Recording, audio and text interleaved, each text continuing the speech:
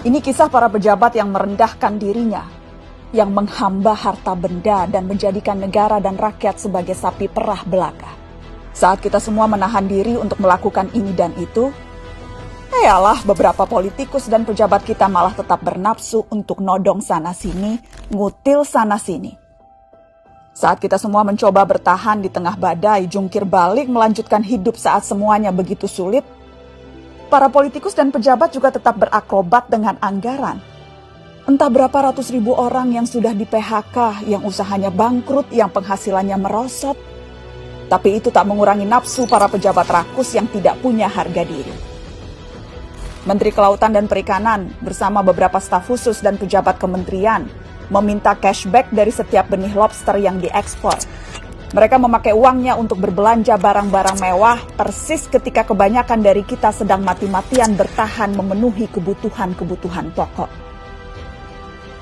Saat banyak orang kelimpungan mencari ruangan perawatan karena kamar-kamar rumah sakit sudah sesak dengan pasien COVID, Wali Kota Cimahi malah memperjualbelikan izin pembangunan rumah sakit.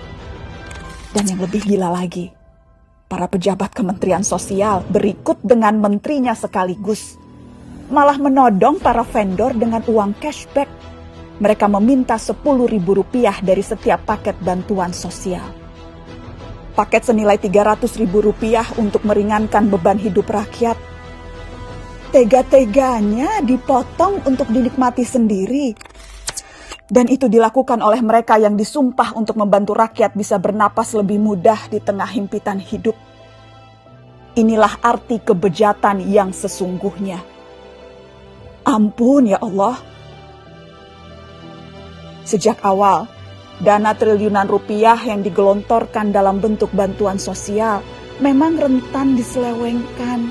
Sudah banyak yang memprediksi potensi ini. Mungkin memang kita tidak kaget, tapi bukan berarti kita harus maklum, bukan berarti kita tidak boleh marah. Kasus-kasus korupsi di tengah pandemi membuktikan kompas moral para politikus dan pejabat kita memang sedang berada di titik terendah.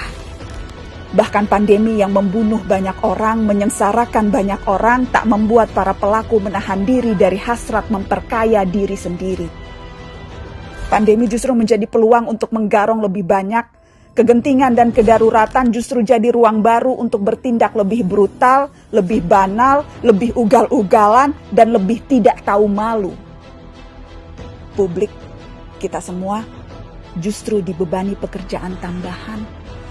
Selain harus bertahan hidup, kita justru harus lebih teliti mengawasi kebijakan dan penggunaan anggaran. Tambah capek, tambah pegel, tambah frustasi. Tapi pilihannya tidak banyak.